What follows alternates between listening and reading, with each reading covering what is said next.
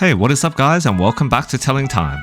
Today is another exciting day because I'm heading to the Time+Tide UK Watch Discovery Studio. Time+Tide originated from Melbourne, Australia, and their UK studio opened just last year, but I'd never gotten the chance to have a real look inside there, so I'm really looking forward to seeing some cool independent brands. But if you've enjoyed my videos, make sure to like, comment and subscribe to let me know.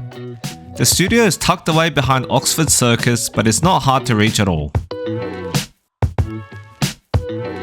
Walking in, I was met with the amazing watch studio that was so nicely presented with bespoke furniture and the lot.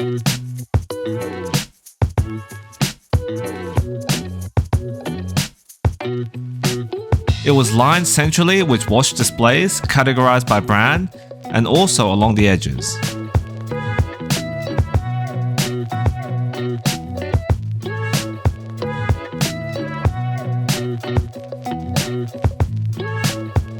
But what I liked most about the studio were these breakout spaces and benches where customers could sit, relax, and really just discuss watches with the lovely sales reps there. The sales reps were all super lovely people and really knowledgeable, happy to discuss watches and horology rather than trying to push sales down your throat. Now, getting into some of the watches that they carry. First up we had Fears with their Brunswick 38 Orchid. Fears is a British microbrand who's been really making waves in the watch community, and I certainly see why now. With a beautiful 38mm by 42mm cushion case, 20mm lug width and only 11.8mm stick, La Joux Parade D100 manual wind movement, 100 meters of water resistance, and an absolutely dazzling pink mother of pearl dial. I really felt the quality of the watch in hand. The watch has such a classic aesthetic and is really a go anywhere, do anything, three-hander, and of course wore so well on my 6.5-inch wrist on the suede leather strap. Fears wasn't on my radar before, but it certainly is now, and I think they've hit a home run with their Brunswick line.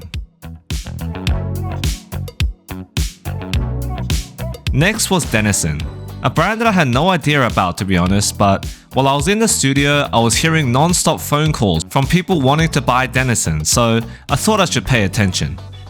The story behind the brand follows Aaron Lufkin Dennison, a historic casemaker from the 1850s and starting the brand in 1914. Since 2010, the brand has relaunched as a watchmaker for affordable dress watches, leveraging their rich casemaking heritage.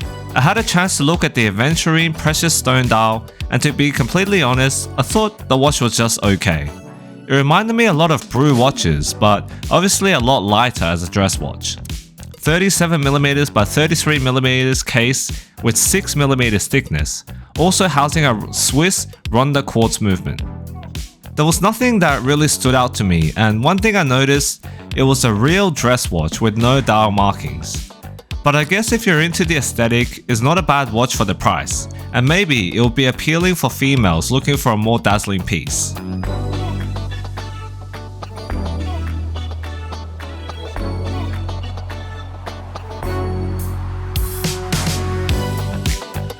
Next up was Isotope, an independent English brand founded in 2016, who make really fun and bold watches.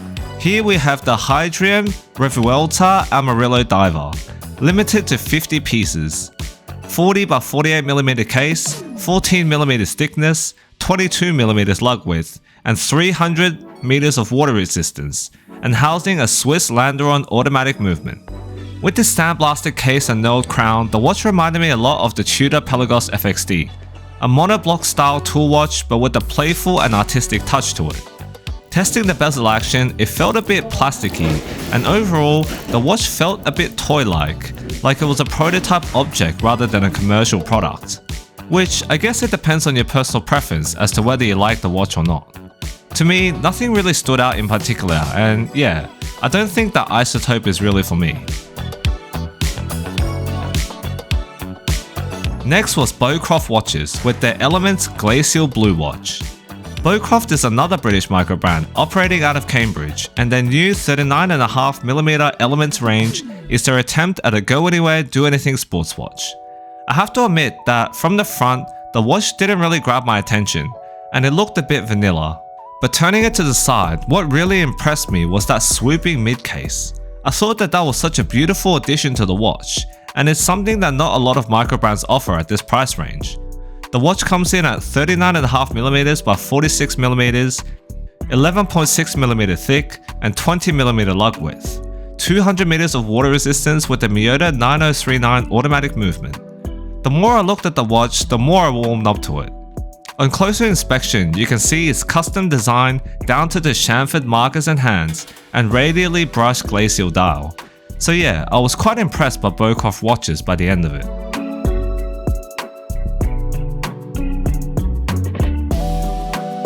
Next was Furlan Marri, a Swiss brand started in just 2021 that I had my eye on for a while. First was the Rosso Grigio Mecha Quartz chronograph in 38mm and 11.5mm stick with the classic Seiko VK64 quartz movement. This watch reminded me a lot of my Dan Henry 1962 Mecha Quartz chrono. In hand, the watch really shined, and you can't really go wrong with that Art Deco chronograph design. There was just so much detail to the dial and hands and case, and it was at a price point that wasn't too hard to justify, so I had to try really hard to stop myself from picking it up right there. I already knew that the 38mm case would fit my wrist super well, and yeah, maybe not now, but I have a strong case to pick this one up in the future. I've been wanting to move on my Dan Henry 1962 for a while, and I think this classy aesthetic would be a bit more versatile for my lifestyle than the sporty aesthetic of the 1962. What do you guys think about this? The other watch from Furlan Marri lineup was the Disco Celeste, a watch unlike any other and another Art Deco inspired piece. Coming in at 38mm by 8mm stick, with hidden lugs and a circular UFO aesthetic. The watch was certainly cool, but personally I didn't resonate with it. Powering it is a Pezio 7001 manual wind movement, giving 42 hours of power reserve.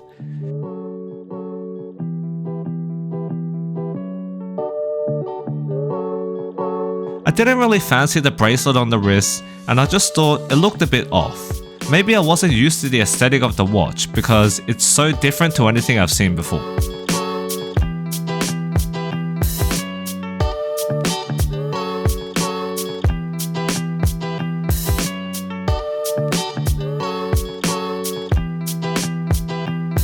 Next was another brand that I had my eye on, Ecco Neutra with the Rivaniera in grey. Ecco Neutra is an Italian microbrand, and their Rivaniera watch has had fair interest in the watch community. The watch has a Cartier tank aesthetic with a 40mm by 20mm rectangular case, but only 5.5mm in thickness. The case is made of grade 5 titanium with a fine-grained sandblasted finish and a Swiss ETA 7001 manual wind movement, offering 42 hours of power reserve.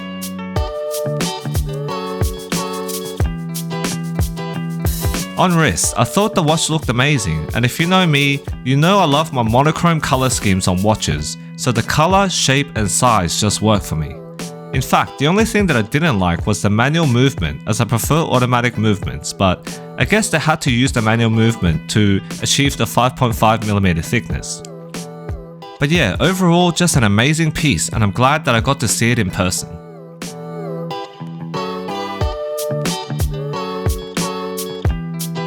Next was the real highlight of the visit, the Norqain Wild One skeleton in 39mm. Norqain is an independent Swiss brand founded in 2018, and I think that they found their magnum opus with the Wild One skeleton. Housed in a proprietary Nortec carbon fiber case with rubber shock absorbers on the left hand side and the crown guards, 39mm in diameter by 46mm, 11.7mm thick, and 20mm lug width. The dimensions are perfect for someone with my wrist size. The skeleton movement is the in-house NN08 movement, which is a modified Sellita SW200 with an upgraded 41 hours of power reserve. The watch weighs just 64 grams, and overall, I'm just in love with the sporty aesthetic of the watch, with that black Nortec and bright colors. I don't think there's another skeleton watch that's done better than this one. The handset and markers are also nicely done and legible, and the integrated rubber strap is also super supple and high quality. Maybe I'm falling for the marketing, but to me, this just really looks like a sports watch that sportsmen and adventurers would practically wear over your heavy steel case Rolexes and Tudors. This visit really opened my eye to Norqain, and it's definitely a brand that's on my radar now.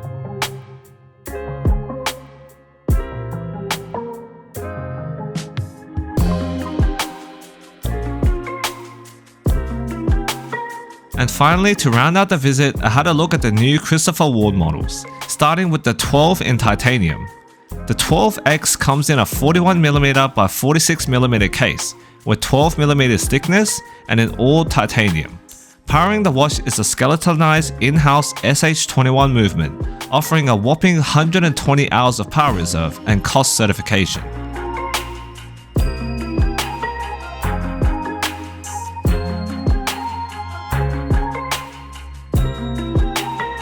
The dial of the watch was certainly beautiful, but I thought that the fit and finish did not stand up to the price point. The edges were a bit rough and the case and bracelet didn't conform well to my wrist. But that may be an issue with my wrist size.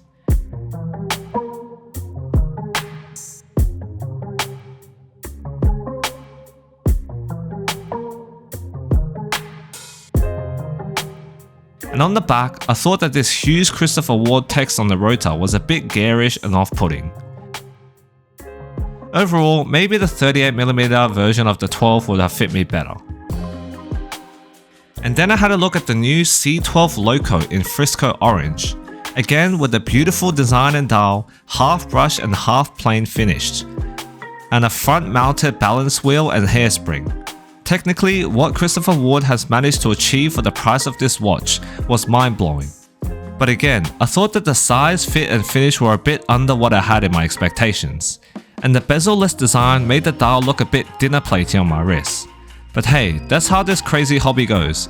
You connect with some pieces and not with others. It's all up to your personal preference. So don't let my opinions deter you and try to check one out for yourself if you're interested.